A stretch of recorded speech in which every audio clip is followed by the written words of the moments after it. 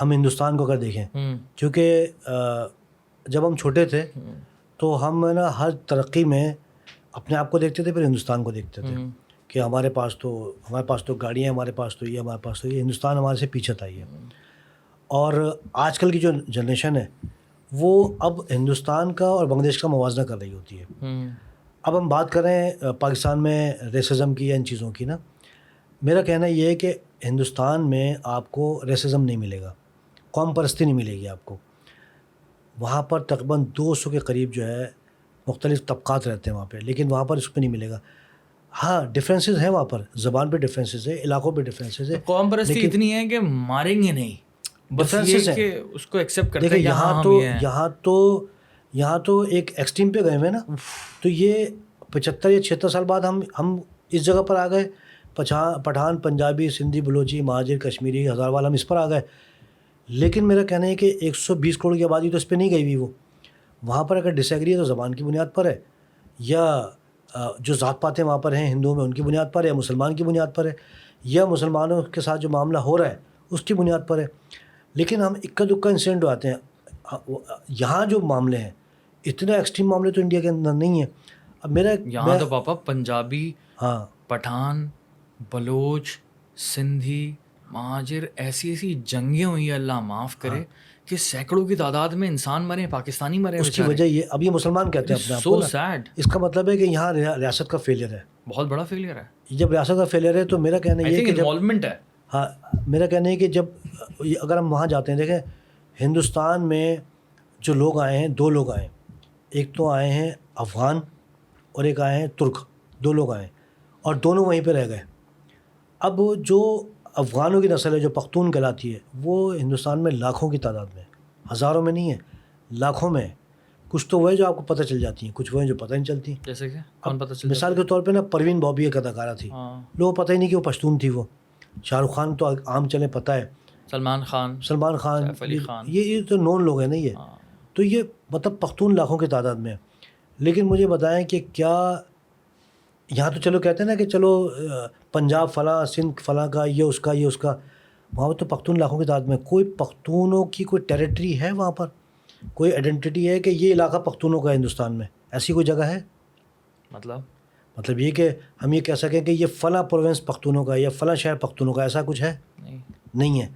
لیکن پختون لاکھوں میں، اور وہ پختون کو تسلیم بھی کیا جاتا ہے. اور وہاں پہ پختون عام طور پہ کہا جاتا ہے جی خان صاحب، خان صاحب. عام آپ ویڈیوز میں دیکھیں، میرے کہنے کا مقصد ہے کہ لاکھوں پختون ہیں، لیکن وہاں پر یہ ڈسکریمنیشن نہیں ہے اور لوگ رہ رہے ہیں وہاں پر. اب آپ یہ دیکھیں کہ جو ویڈیوز بنتی ہیں، جو نیٹ فلکس پہ فلمیں آ رہی ہیں جن ٹاپکس پہ، وہ ہم پاکستان میں تصور کر سکتے ہیں؟ ہم یہ تصور کر سکتے ہیں کہ ایک ہندو ملک جہاں 120 کروڑ کی آبادی ہے، وہاں پٹھان نام کی فلم بن جائے اور وہ انڈیا کی ترین فلم ہو جائے؟ تاریخ کی. یہاں تو مہاجر کہاں سے آ گئے، مہاجر وہاں آ گئے. بھائی وہاں تو پٹھان کی نام سے فلم بن رہی ہے اور نوجوان لڑکے لڑکیاں ڈانس کر رہے ہیں. نفرت نہیں ہے، بیسکلی کہنے کا مقصد ہے کہ نفرت نہیں ہے، ایکسیپٹیبلٹی ہے. یہاں مہاجر نام پہ فلم بن سکتی ہے؟ کوئی نہیں بن سکتی. کہنے کا مقصد ہے کہ یہی چیزیں ختم کرنی کہ وہاں پٹھان نام ایکسیپٹ ہو رہا ہے. ہمیں تو 76 سال بعد یہ سوچنا ہے نا کہ وہاں تو ان کا کوئی علاقہ بھی نہیں ہے، کوئی شہر بھی نہیں ہے، کوئی صوبہ بھی نہیں ہے، لیکن ایک پٹھان ایز اے قومیت وہ ایکسیپٹیڈ ہے وہاں پہ ایز اے نیشن. اب یہاں تو مہاجر کہتے ہیں بھائی تمہاری زمین کہاں ہے؟ زمین تو پٹھان کی نہیں ہے وہاں پر، لیکن پٹھان ایکسیپٹیڈ ہے اور ایک انڈیا کی ہٹ ترین فلم دے رہا ہے. کہنے کا مقصد ہے کہ یہاں تو زمین کہنا کہ تمہاری تو زمین یہ، ہماری زمین یہ، ہماری زمین یہ. پٹھان کی تو کوئی زمین نہیں ہے، کوئی ڈیمارکیشن نہیں ہوئی وہاں پر. تو یہ اتنا بڑا فرق ہے جو ہماری ریاست کو، پولیٹیشین کو، عوام کو سوچنا پڑے گا کہ ہم کس جگہ کھڑے ہیں. اور بنا کس نام پر ہے؟ اسلام کے نام پہ. آ کس نام پہ رہے ہیں کہ ہم اسلام کے مطابق زندگی گزاریں گے. یہی مسجدوں میں بم دھماکے ہو رہے ہیں، یہی مار رہے ہیں اور یہ کہہ رہے ہیں میری زمین ہے، تیری زمین ہے، فلاں زمین ہے.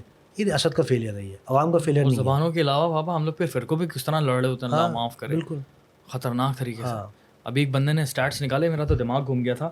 اس نے اسٹیٹس نکالے کہ آج تک جو ہندوستان میں مسلمانوں کا قتل ہوا ہے نا کسی بھی قسم کے کلیش کے اندر، تو وہ 8,000 مسلمانوں کا قتل ہوا ہے ٹوٹل. میرے پاس نمبر مجھے یاد نہیں، 8,200 اس طرح سے تھا یا 7,200. اور پاکستان میں 70,000 80,000 مسلمانوں نے ایک دوسرے کو مار دیا. زیادہ نے مسلمانوں نے ایک دوسرے کو مار دیا. میں جو ہے جب حج تو کرنے اتنا گیا بڑا ڈفرینس میں ہل گیا. میں نے بولا ہم تو ہندوستان کے مسلمانوں کی فکر اتنا زیادہ کر رہے ہوتے ہیں کہ یار ہندو ان کو مار رہے ہیں وغیرہ وغیرہ, جو بھی ویڈیوز دکھتی ہیں جو کہ ریالٹی ہیں, بٹ جو کمپیریزن ہم دیکھیں کہ ہم ایک دوسرے کو کتنا مار رہے ہیں, کتنا بڑا ڈفرینس ہے.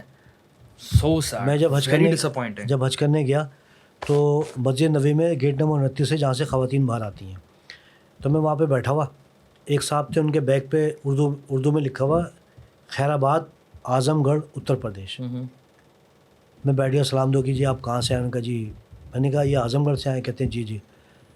تو میں نے کہا جی میں کراچی سے ہوں. بات چیت شروع ہو گئی تو انہوں نے کہا جی میرے بھی 4 بہن بھائی کراچی میں ہیں.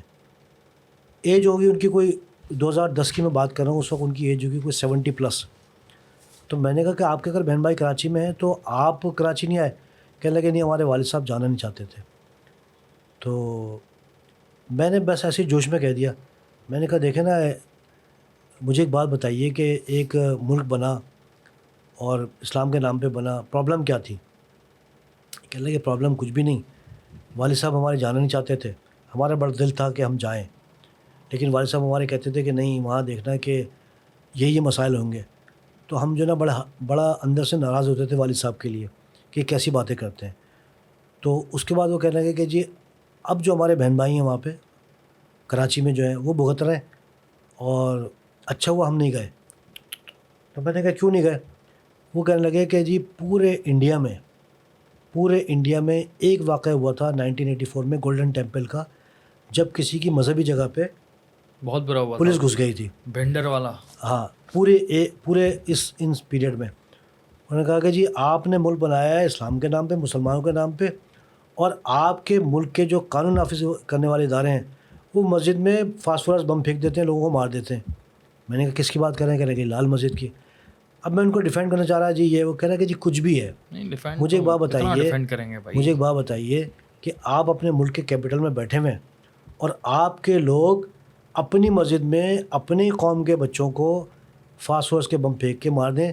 وہاں سے کیا راکٹ لانچر چل رہے تھے؟ کیا ہو رہا تھا یہاں؟ انہوں نے کہا جی مجھے یہ بتا دیں اس 70 سال میں, یا اس وقت 68 ایئرز ہوئے تھے, 65 ایئرز ہوئے تھے, انہوں نے کہا جی اس پورے پیریڈ میں بتا دیں کہ ہندوستان میں کسی ایک مسجد میں کوئی ہندو پولیس یا انڈیا کی پولیس داخل ہوئی ہو. اگر آپ بابری مسجد کا حوالہ دیتے ہیں تو وہاں پہ بھی لوگ گئے, عوام گئے, پولیس یا فوج نہیں گئی. میں اسپیشلسٹ تھا, میں ایک ہندو ریاست میں وہاں کی پولیس یا فوج وہ کبھی کسی مسجد میں انٹر نہیں ہوئی ہے. اور یہاں تو ایک لال مسجد نہیں, پتہ نہیں کتنی مسجدوں میں انٹر ہو گئی. صحیح بات ہے. اور جہاں تک اس شہر کی بات ہے, ہم لوگ بیسکلی اس شہر کی تاریخ کے حوالے سے بات کر رہے ہیں, اور اس شہر کی جہاں تک بات ہے نا, تو اس شہر کا بہت, ابھی تو ہم لوگ اچھی باتیں کر رہے تھے نا شہر کی, اور اس کے بعد جب یہ 1970s کے بعد سے 80s کے بعد سے جو برا ٹائم گزرتا ہے, آج تک کراچی کا برا حال چل رہا ہے.